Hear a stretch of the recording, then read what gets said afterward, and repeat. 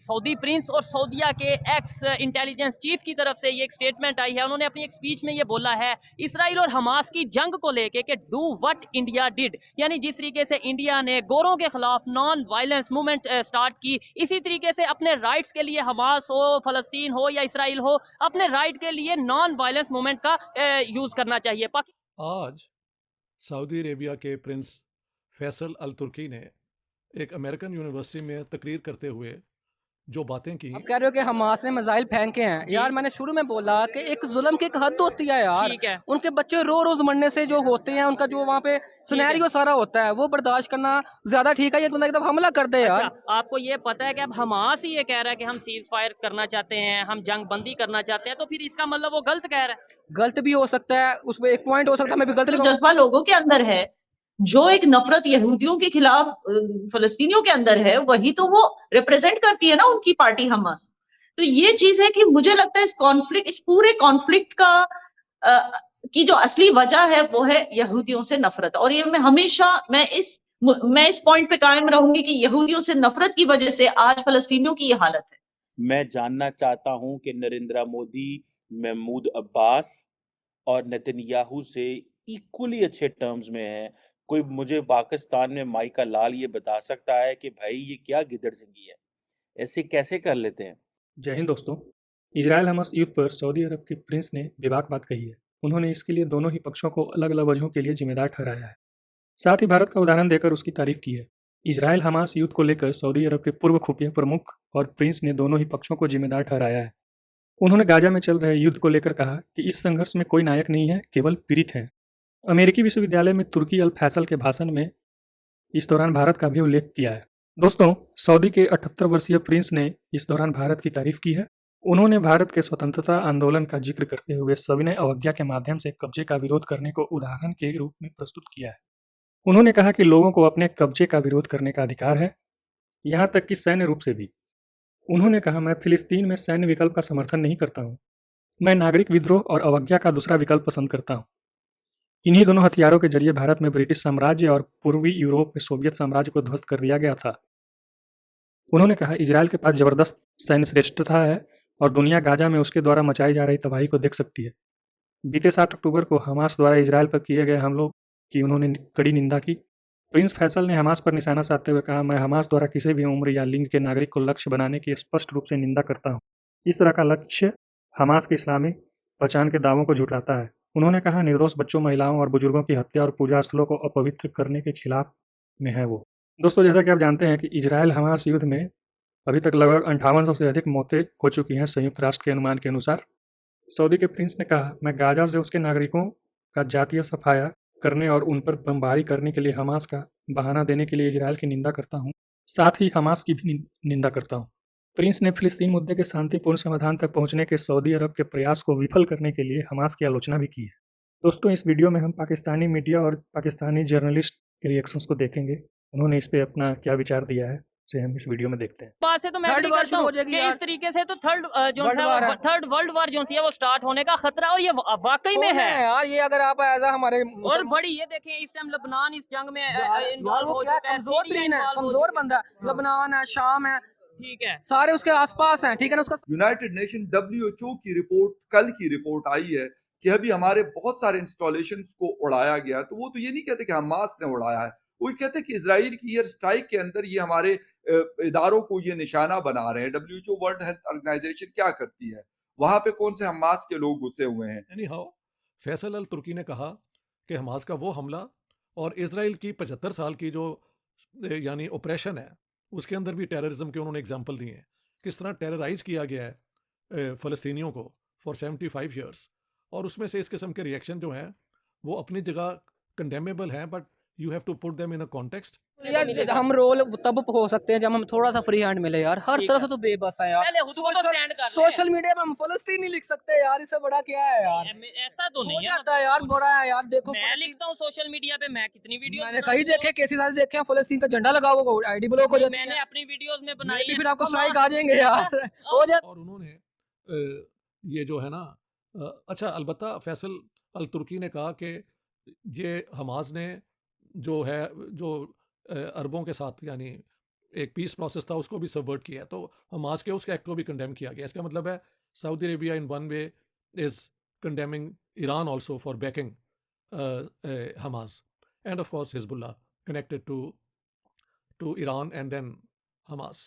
बंदे की प्रोफाइल बनी है सर, ऑफिशियल पेज हैं जो प्रॉपर ब्लू टिक वाले हैं यार फेसबुक पे, वो फलस्तीन तोड़ जोड़ के लिख रहे हैं यार, वो हमास तोड़ जोड़ के लिख रहे हैं। क्या हम इतनी पावर नहीं है, सिर्फ उनके हैंड ओवर है सारा कुछ, इसलिए हम कर रहे हैं, हम खुल के अपने जाने उसमें एक बेबसी चीज़ बता रहा हूँ कि कितना बेबस आप कहते हो ना, हम क्या रोल अदा कर हाँ, सकते हैं, कुछ ये भी नहीं कर इस सकते बात से यार। मैं देखिए इस तरीके से एग्री करता हूँ। आपने बोला फेसबुक पे जब हम लिखते हैं तो वो ब्लॉक कर दिया जाता है या उसे जो सा वो आगे नहीं प्रमोट नहीं किया जाता। ये बताएं फेसबुक ऐप किसकी है? सर बिल्कुल है, आप बाइक का कहते हो, हम कहना चाहिए अभी मैंने ड्यू किया है यार। नहीं नहीं, हम कहते हैं हम अपनी क्यों नहीं बनाते, हम टेक्नोलॉजी में इतना ऊपर क्यों नहीं जाते, बॉयकॉट क्यों नहीं करते?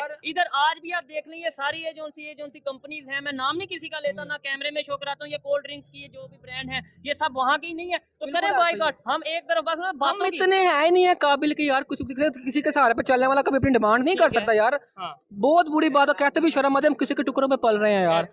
तो फैसल अल तुर्की का जो आप बयान है वो सिंपल अंग्रेजी में है, वो आप ज़रूर सुने। उन्होंने कहा है कि जो उनका पैगाम है वो सबसे ज़्यादा इम्पोर्टेंट बात की। उन्होंने कहा कि हिंदुस्तान ने नॉन वायलेंट तरीके से ब्रिटिश एम्पायर को ख़त्म किया और रशियन लोगों ने ये जो सोवियत एम्पायर बनी थी, रशियन जो थी, उसको भी ख़त्म किया। लिहाजा नॉन वायलेंट जो है एक तरीका है जो एक्चुअली सारी दुनिया के अंदर जहाँ भी अब प्रोटेस्ट होता है वहाँ पे नॉन वायलेंट मेथड को इस्तेमाल किया जाता है। तो ये जो गांधीयन तरीका है, फैसल अल तुर्की के अपने अल्फाज हैं कि हिंदुस्तान ने अपनी आज़ादी की जंग नॉन वायलेंट तरीकों से पूरी की। तो बिल्कुल ताकतवर है। मैं इजराइल की ताकत के ऊपर कोई मतलब मुझे कोई जिसे कि कोई डाउट नहीं है, हर किस्म की ताकत के ऊपर, वो फाइनेंशियल हो, वो जिसे कहते हैं उनकी सिक्योरिटी के हवाले से हो, मिलिट्री पावर के हवाले से हो या टेक्नोलॉजीज के हवाले से हो। But what the thing is कि अगर आप किसी को थप्पड़ मारते रहेंगे और आप कहेंगे यार ये तो वैसे ही मतलब मेरे मुकाबले का नहीं और वाकई नहीं है, फलस्तीन क्या जॉर्डन क्या मतलब कोई अरब मुल्क इजराइल के मुकाबले का नहीं है। उसकी वजह आप सबको पता है, 21 अरब कंट्रीज है। दुनिया में जहां भी कॉन्फ्लिक्ट होते हैं तो सबसे पहले वहां पे एड भेज देता है। ठीक है जनाब। अब इंडिया ने कल क्या किया है कि इंडिया ने ह्यूमैनिटेरियन एड भेजी है फ़लस्तीन को, इजिप्ट में। ठीक है जी। और उन्होंने कहा जी कि हम फ़लस्तीनियों को और फ़लस्तीनी रिफ्यूजीज़ को जो यूएन रिलीफ एजेंसी है उसके ज़रिए एड भेज रहे हैं। और तकरीबन जिसे वो कहते हैं कि वो कहते हैं हमने $35 मिलियन की पिछले 20 सालों में एड भेज चुके हैं, $35 मिलियन की एड। ये जो तस्वीर मैंने आपके सामने लगाई हुई है प्राइम मिनिस्टर नरेंद्र मोदी और क्या नाम है इनका, महमूद अब्बास साहब, इनको grand collar of the state of Palestine जो अवार्ड है, हाईएस्ट पैलेस्टीनियन ऑनर है जो फॉरेन डिग्निटीज को दी जाती है, मुझे बस ये बता दें कब पाकिस्तानी वजीर आजम को ये ऑनर दी थी फ़लस्तीन ने? हमास का जो ये एक्शन हुआ है जिसमें terrorism definitely we should all condemn, that's only one part of an ongoing process for the last 75 years 70 years whatever year you may choose, but it's a long long time. 2-3 generations उसमें से गुजर चुकी हैं कि Gaza जो है वो एक ओपन एयर प्रिजन है। ये किसने कहा? Do you know this was said by the prime minister of the UK, David Cameron के ये अल्फाज हैं that Gaza is an open air prison. और वेस्ट बैंक वो तो बिल्कुल एक वहाँ पे उनको एक पैलेस्टीनियन अथॉरिटी तो है, चंद इलाकों में उनको बस म्यूनिसिपल लेवल की वो पावर्स दी हुई हैं, बाकी वहाँ से जाना आना हर जगह पे मिलिट्री पोस्ट हैं और चेक करते हैं और लोगों को तंग करते हैं। और पिछले कोई 15-20 साल में उन्होंने 400,000 वहाँ पे ला के सेटलर्स भी उनकी कॉलोनीज बना दी हैं, उनके बड़े एडवांस घर हैं और ये सारा पैसा अमेरिका से आता है। सो all this is now for you to keep in your mind when you sit back and look at the events. एक जो है पोटेंशियल जो टारगेट है वो इजराइल है। तो पाकिस्तान की जो बड़े बड़े लंबे लंबे चौड़े चौड़े मिसाइल हैं, पाकिस्तान के साबिक आर्मी चीफ ने रिपोर्टेडली ये डील की कि ये जो हमारी जो इजराइल की तरफ जो हमारी रॉकेट फोर्सेस हैं, हमारी जो मिसाइल हैं, इनके जो माइल हैं, इनके जो मील हैं, वो स्क्रू ड्राइवर लगा के इनके मील कम कर दो, इनका ईंधन कम कर दो ताकि उधर तक ना जाए। इनकी जी चले तो जी। हमारे अब वो यहाँ से अगर उड़ेंगे तो जाके मुझे लगता है अफगानिस्तान में लैंड कर जाएंगे। अब लैंड करने ही कहूंगा मैं। बाजवा साहब स्क्रू ड्राइवर लेके मुझे तो बाजवा साहब मुझे तो शक है कि लैंड भी करेंगे कि नहीं। मुझे लैंड में मुझे लग रहा है उड़ेंगे भी कि नहीं, लैंड करने के लिए पहले उनको ये हुई, और ख़ास तौर पे ये प्राइम मिनिस्टर नेतन्याहू, हम सब समझते हैं कि after this conflict he will have to go, क्योंकि उन्होंने अपने इजरायली पॉलिटिकल सिस्टम का भी सत्यानाश किया। उसकी जो सुप्रीम कोर्ट की पावर्स को ख़त्म करने की कोशिश की, आर्मी के ऊपर भी उनकी तनकीद है। So he is a divisive person, he is a divisive politician.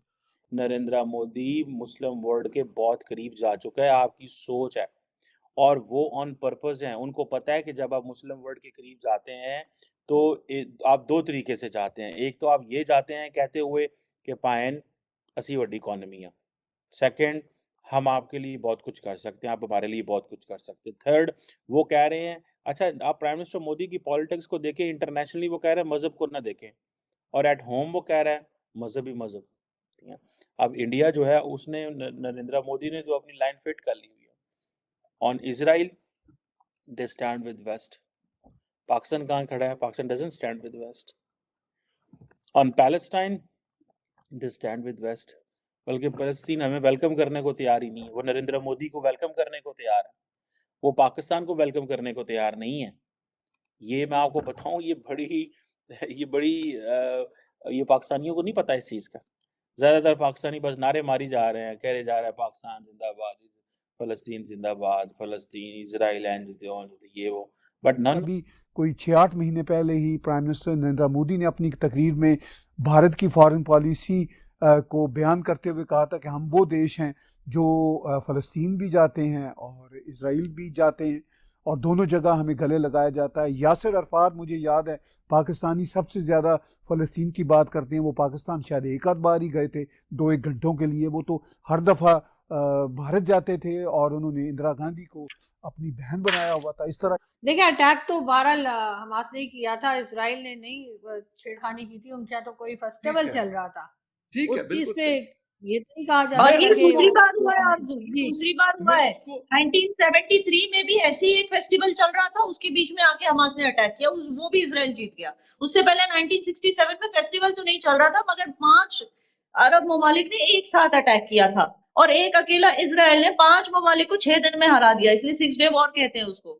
और आज जो ये फलस्तीनी कहते हैं ना कि इजराइल हम पे काबिज है, वो काबिज इसलिए है। काबिज क्यों होता है? वो ऐसे नहीं होता काबिज, क्योंकि जब वॉर छिड़ी गई, जब जंग जीत ली इजराइल ने, तो जो एरिया मान लीजिए जो एरिया इजिप्ट के अंडर आती थी जुरिस्डिक्शन में, जो एरिया जॉर्डन की जुरिस्डिक्शन में आती थी उधर ही फलस्तीन में, वो सारा कुछ हड़प लिया इजराइल ने। वो तो हड़प ही गई, क्योंकि वॉर का नतीजा तो यही निकलता है। आशा करता हूं दोस्तों कि आपको यह वीडियो काफ़ी अच्छा लगा होगा। तो इसी तरह का वीडियो देखने के लिए आप मेरे यूट्यूब चैनल हिंदुस्तान के साथ को सब्सक्राइब करें, इस वीडियो को लाइक और शेयर करें, अपना विचार कमेंट बॉक्स में जरूर दें, और बेल आइकन को दबाना ना भूलें ताकि आपको हमारा नोटिफिकेशन समय पर मिल सके। तो मिलते हैं दोस्तों एक नए वीडियो में, तब तक जय हिंद, जय भारत।